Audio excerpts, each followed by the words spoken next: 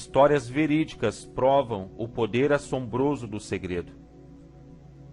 No capítulo que trata da fé, você lerá a surpreendente história da organização da gigantesca United States Steel Corporation, Corporação Americana do Aço, como foi concebida e realizada por um dos jovens através dos quais o Sr. Carnegie provou que sua fórmula agiria para os que se acham prontos para ela.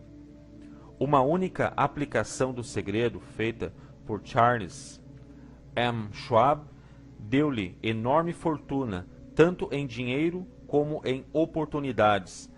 Essa determinada aplicação da fórmula valia aproximadamente 600 milhões de dólares. Tais fatos, e são fatos conhecidos de quase todos que conheciam o Sr. Carnegie, fornecem-lhe uma ideia justa do que a leitura deste livro lhe poderá proporcionar, desde que você saiba o que quer. O segredo foi revelado a milhares de homens e mulheres que o aplicaram em seu próprio benefício.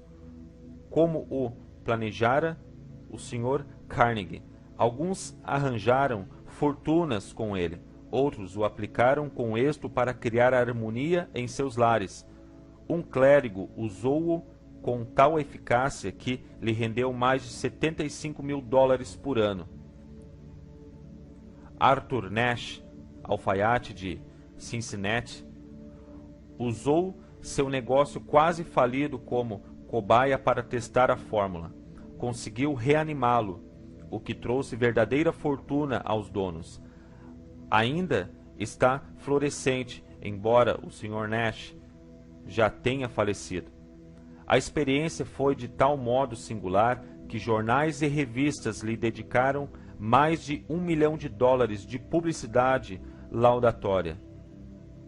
O segredo foi transmitido a Stuart Austin Weir, de Dallas, Texas. Ele estava pronto para recebê-lo, tão pronto que abandonou a profissão e foi estudar direito. Teve êxito? Essa história também é contada. Enquanto trabalhava como gerente de propaganda da LaSalle Extension University, quando a universidade pouco mais era que um nome, tive o privilégio de ver J.G. Chaplin, seu presidente, empregar a fórmula com tal eficácia, que tornou LaSalle uma das maiores escolas populares do país.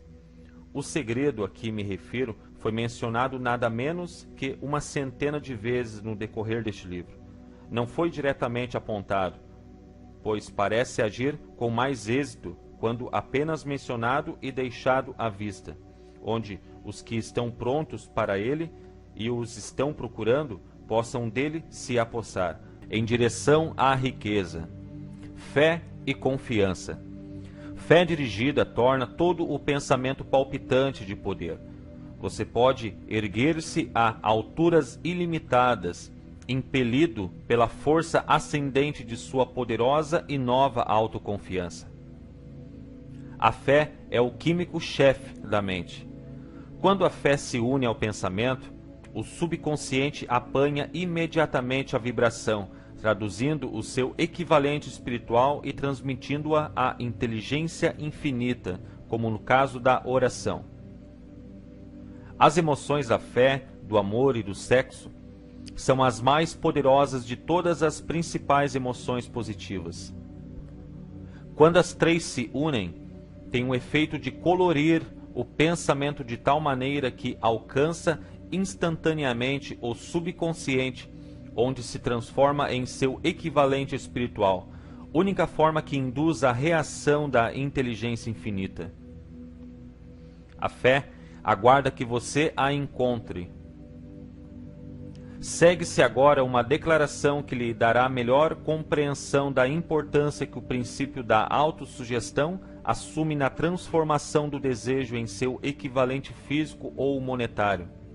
Como se sabe, a fé é um estado de espírito que pode ser induzido ou criado por afirmações ou instruções repetidas ao subconsciente, através do princípio da autossugestão. Como exemplo, considere o propósito pelo qual você está presumivelmente lendo este livro. O objetivo é, naturalmente, adquirir a capacidade de transformar o intangível impulso do pensamento, do desejo, em seu correlato físico, o dinheiro. Seguindo as instruções dadas no capítulo da autossugestão e nos do subconsciente, resumidos naquele capítulo, você poderá convencer o subconsciente de que acredita que receberá o que deseja. Isso agirá sobre o que você acredita, de modo que o subconsciente o devolverá em forma de fé, seguida de planos definidos para procurar o que deseja.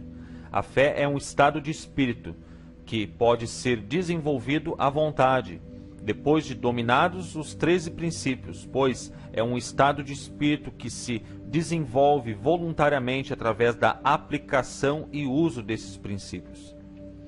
A repetição da afirmação de ordens ao subconsciente é o único método conhecido de desenvolvimento voluntário da emoção da fé.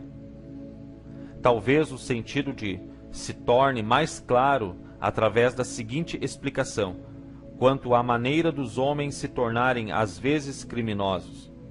Nas palavras de famosos criminologistas, quando o homem entra em contato pela primeira vez com o crime, tem-lhe horror. Se mantém em contato com o crime por algum tempo, acostuma-se a ele e aguenta-o. Se ficar muito tempo em contato com o crime, acaba abraçando-o e se torna influenciado por ele. Isso equivale a dizer que qualquer impulso do pensamento que se transmite repetidamente ao subconsciente é, afinal, aceito e operado pelo subconsciente, que começa a traduzir o impulso para seu equivalente físico, pelo processo mais prático que pode obter. Ligado a isso, considere novamente a declaração: todos os pensamentos emocionalizados aos quais se deu o sentimento, e misturados à fé, começam imediatamente a traduzir-se em seu equivalente físico ou cópia. As emoções ou a parte de sentimento dos pensamentos são os fatores que dão a esses vitalidade, vida e ação. As emoções de fé, amor e sexo, quando misturadas a qualquer impulso de pensamento, dão-lhe ação maior que qualquer dessas emoções por si só. Não apenas impulso de pensamento misturados à fé, mas os misturados com qualquer emoção positiva ou qualquer emoção negativa podem alcançar e influenciar o subconsciente. Não existe o azar. Compreender-se-á dessa declaração que a subconsciente traduzirá para o equivalente físico os impulsos de pensamento de natureza negativa ou destrutiva, com a mesma prontidão com que agirá sobre os impulsos de natureza positiva ou construtiva. Isso explica o estranho fenômeno que milhões de pessoas experimentam e ao qual se referem como má sorte ou azar. Há milhões de pessoas que se creem condenadas à pobreza ou ao fracasso, por alguma força estranha sobre a qual acreditam não ter controle. São os criadores de sua própria má sorte, por causa dessa crença negativa, que apanha pelo subconsciente e traduzida para seu equivalente físico. Eis um lugar apropriado para sugerir novamente que você pode beneficiar-se transmitindo ao subconsciente qualquer desejo que quiser ver traduzido em seu equivalente físico ou monetário. Num estado de expectativa ou de crença de que a transmutação terá lugar. Sua crença ou fé é o elemento que determina a ação do subconsciente. Nada pode impedi-lo de enganar o subconsciente ao dar-lhe instruções através da autossugestão, como eu enganei o subconsciente de meu filho. Para tornar o engano mais real, haja como se já estivesse de posse da coisa material que está exigindo, ao dirigir-se ao subconsciente. O subconsciente transformará em seu equivalente físico pelos meios mais diretos e práticos existentes qualquer ordem dada com fé ou crença em que essa ordem será executada.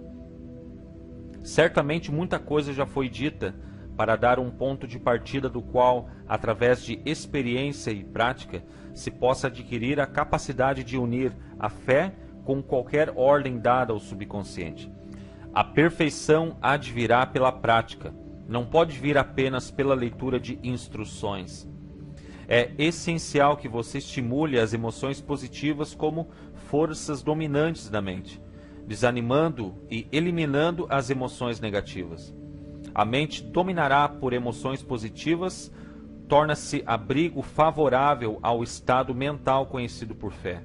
A mente, assim dominada, pode, à vontade, dar instruções ao subconsciente, que serão imediatamente aceitas e seguidas. A fé dá o poder ao pensamento.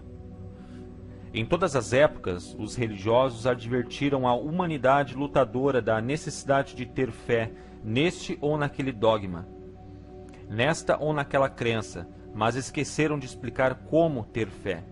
Não afirmaram que a fé é um estado de espírito que pode ser induzido pela autossugestão. Em linguagem acessível a todo ser humano, descreveremos tudo o que se conhece sobre o princípio pelo qual a fé pode ser desenvolvida, onde ainda não existe. Tenha fé em si mesmo, fé no infinito. Fé é o elixir eterno que dá a vida, poder e ação ao impulso do pensamento. Fé é o ponto de partida de todo o acúmulo de riquezas. Fé é a base de todos os milagres e todos os mistérios que não podem ser analisados pelas regras da ciência. Fé é o único antídoto do fracasso. Fé é o elemento, a substância química que, misturada à oração, permite comunicação direta com a inteligência infinita.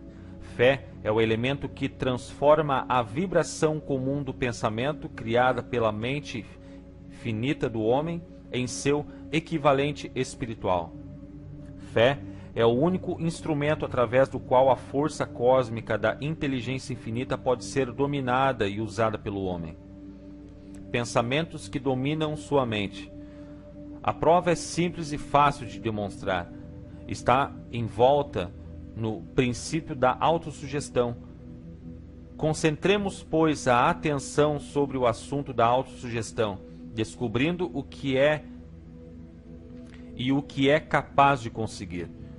É fato subjamente conhecido que se chega a acreditar o que quer que a gente repita a si mesmo, seja a afirmação verdadeira ou falsa. Se o homem repetir sempre a mentira, acabam por aceitá-la como verdade. Além disso, acreditará tratar-se da verdade. Todo homem é o que é pelos pensamentos dominantes que permite a sua mente abrigar. Pensamentos que coloca deliberadamente na mente, que estimula com simpatia e com os quais mistura uma ou mais emoções, constituem as forças motivadoras que dirigem e controlam cada movimento, cada ato e cada feito seu. Pensamentos misturados a qualquer dos sentimentos emotivos constituem força magnética que atrai outros pensamentos similares ou com ele relacionados. O pensamento assim magnetizado de emoção pode ser comparado à semente que, plantada em solo fértil, germina, cresce e se multiplica muitas e muitas vezes, até que a semente original se toma incontáveis milhões de sementes da mesma espécie. A mente humana está atraindo constantemente vibrações que se harmonizam com o que domina a mente. Qualquer pensamento, ideia, plano ou propósito que se retém na mente atrai uma multidão de parentes, acrescenta os parentes à sua própria força e cresce até tornar-se o senhor dominante, motivador do indivíduo em cuja mente se abrigou. Voltemos agora ao ponto de partida e informemo-nos de como a semente original da ideia, do plano ou propósito pode ser plantada na mente. A informação é facilmente transmitida. Qualquer ideia, plano ou propósito pode ser colocada na mente através da repetição do pensamento. É por isso que você deve redigir a declaração do seu principal propósito ou objetivo mais importante, confiá-lo à memória, repeti-lo em palavras audíveis todos os dias, até que as vibrações do som tenham alcançado o subconsciente. Resolva destruir as influências de qualquer ambiente infeliz e construir sua vida bem ordenada. Fazendo um inventário das qualidades e deficiências mentais, você poderá descobrir que sua maior fraqueza é a falta de autoconfiança. Essa desvantagem pode ser superada, a timidez transformada em coragem, através do auxílio do princípio da autossugestão. A aplicação desse princípio pode ser feita por um simples arranjo dos impulsos positivos de pensamento estabelecidos pela escrita, pela memorização e repetidos até se tornarem parte do equipamento de trabalho da faculdade subconsciente de sua mente. 5 passos para a autoconfiança. Passo 1. Sei que tenho a capacidade de atingir o objetivo do meu propósito definido na vida. Portanto, exijo de mim mesmo uma ação persistente e contínua para sua realização. Aqui e agora prometo empreender tal ação. Passo 2. Compreendo que os pensamentos dominantes de minha mente reproduzir-se-ão futuramente em ação externa, física, transformando-se em realidade física. Portanto, concentrarei meus pensamentos por 30 minutos diários na tarefa de pensar que sou a pessoa que pretendo me tornar, criando, desse modo, uma imagem clara em minha mente. Passo 3. Sei, pelo princípio da autossugestão, que qualquer desejo que eu mantenha com persistência na mente procurará, no futuro, expressar-se através de meios práticos de atingir o objeto existente por detrás desse desejo. Portanto, devotarei 10 minutos diários para exigir de mim mesmo o desenvolvimento da autoconfiança. Passo 4. Já anotei uma descrição clara do meu principal objetivo definido na vida e jamais pararei de tentar, até desenvolver a autoconfiança suficiente para alcançá-lo. Passo 5. Compreendo perfeitamente que nenhuma riqueza ou posição pode durar muito sem ter sido construída sobre verdades e justiça. Portanto, não me envolverei em transação alguma que não beneficie a todos a quem afetar. Terei êxito atraindo para mim as forças que desejo usar e a cooperação de outros. Induzirei outros a servir pela minha boa vontade em servir. Eliminarei o ódio, a inveja, o egoísmo e o cinismo, cultivando amor pela humanidade, pois sei que uma atitude negativa para com os outros nunca me trará sucesso. Farei com que os outros acreditem em mim, porque eu acredito neles e em mim mesmo. Assinarei essa fórmula e recomendá-la em memória, repetindo-a uma vez por dia, em voz alta, com fé integral de que influenciará gradualmente meus pensamentos e ações, de modo a tornar-me uma pessoa autoconfiante e bem-sucedida. Por detrás dessa fórmula existe uma lei natural que até hoje ninguém conseguiu explicar. O nome dessa lei tem pouca importância. O que importa a respeito dela é que funciona para a glória e sucesso da humanidade. Se for usada de maneira construtiva, se porém usada de maneira destrutiva, destruirá com a mesma facilidade. Nessa afirmação está uma verdade muito significativa, ou seja, aqueles que fracassam e terminam a vida na pobreza, infelicidade e desespero, fazem-no por causa da aplicação negativa do princípio da autossugestão. Pode-se encontrar a causa no fato de que todos os impulsos do pensamento têm tendência a refugiar-se em seu equivalente físico. Você pode chegar ao desastre pelo pensamento. O subconsciente não distingue entre impulsos de pensamento construtivos e destrutivos. Trabalha com o material que lhe fornecemos, através dos impulsos de pensamento traduz em realidade o pensamento atormentado de medo com a mesma presteza que usará em traduzir em realidade o pensamento impulsionado pela coragem e pela fé.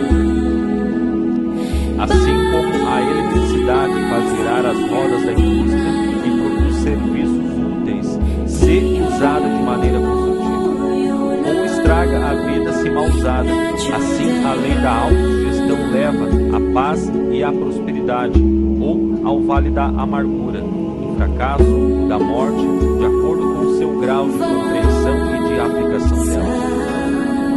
Se você encher a mente de temor, dúvida e descrença na sua capacidade de estabelecer um elo e usar as forças da inteligência infinita, a lei da autossugestão tomará tal espírito de descrença e usá-lo-á como padrão pelo qual o subconsciente se traduzirá em seu equivalente físico. Tal qual o vento que leva o navio para leste, outro para oeste, a lei da autossugestão irá erguê-lo ou derrubá-lo, de acordo com a maneira pela qual você arrumar as velas do pensamento. A lei da autossugestão, através da qual qualquer pessoa pode ascender a altitudes de realização que surpreendem a imaginação, está bem descrita nos versos seguintes. Se você pensa que foi derrotado, foi derrotado. Se você pensa que não ousa, não ousa. Se você gosta de ganhar, mas pensa que não pode, é quase certo não poder. Se você pensa que perderá, está perdido. Pois, fora do mundo percebemos que o sucesso começa com a vontade de alguém. Tudo está no estado da mente. Se você pensa que foi sobrepujado, foi sobrepujado. É preciso que pense em altos termos para se elevar. É preciso que esteja seguro de si antes de poder ganhar um prêmio. As batalhas da vida não são sempre vencidas pelo homem mais forte ou mais veloz. Mas, cedo ou tarde, o homem que vence é o homem que pensa que pode vencer. Observe as palavras grifadas e apanhará o significado profundo que o poeta teve em mente. A grande experiência do amor. Em algum lugar de sua estrutura está adormecida a semente da realização que, se desperta e posta em ação, pode levá-lo a alturas que você jamais esperou atingir. Assim como o mestre da música pode fazer com que as mais lindas melodias jorrem das cordas de um violino, assim você pode despertar o gênio adormecido em seu cérebro e fazer com que ele conduza para o alto, para qualquer objetivo que possa desejar alcançar. Abraham Lincoln fracassou em tentá-lo até passar da idade de 40 anos. Era um senhor João Ninguém, e não importa o que, até que uma grande experiência lhe chegou à vida, despertou um gênio adormecido em seu coração e cérebro, e deu ao mundo um de seus homens realmente grandes.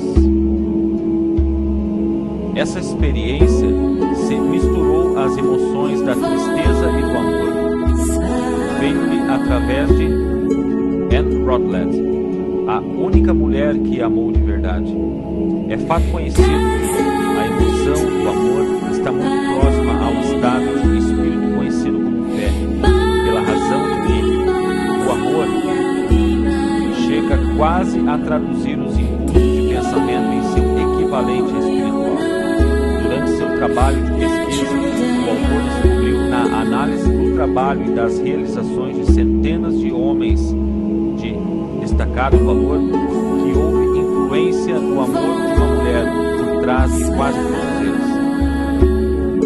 eles. Se quiser a prova do poder da fé, estude as realizações de homens e mulheres que chegaram. Encabeçando a lista está o Nazareno. A base do cristianismo é a fé, embora muitos tenham pervertido ou interpretado erradamente o significado dessa grande força. A súmula é substância dos ensinamentos e realizações de Cristo, que podem ser interpretados como milagres. Foi nada mais, nada menos que a fé. Se existem fenômenos como milagres, eles só são produzidos através do estado de espírito conhecido como fé. Consideremos o poder da fé como o demonstrou um homem muito conhecido na época, o Mahatma Gandhi, da Índia. Esse homem teve à humanidade um dos mais assombrosos exemplos das possibilidades da fé. Gandhi controlava mais poder potencial que qualquer pessoa viva em sua época, apesar do fato de não ter nenhum dos instrumentos ortodoxos de poder, como dinheiro, navios de guerra, soldados e armamentos. Gandhi não tinha dinheiro, nem lar, nem um terno, mas teve poder. Como conseguiu esse poder? Criou da compreensão que tinha no princípio da fé por sua capacidade de transplantar essa fé nas mentes de 200 milhões de pessoas. Gandhi conseguiu o assombroso feito de influenciar 200 milhões de mentes para unir-se e mover-se em uníssono, como uma única mente. Que outra força na Terra, exceto a fé, poderia conseguir tanto? Você dá antes de ganhar. Por causa da necessidade de fé e cooperação ao operar negócios e indústria, será tanto interessante como útil analisar um acontecimento que fornece uma compreensão excelente do método pelo qual industriais e homens de negócio acumulam grandes fortunas, dando antes de tentar ganhar.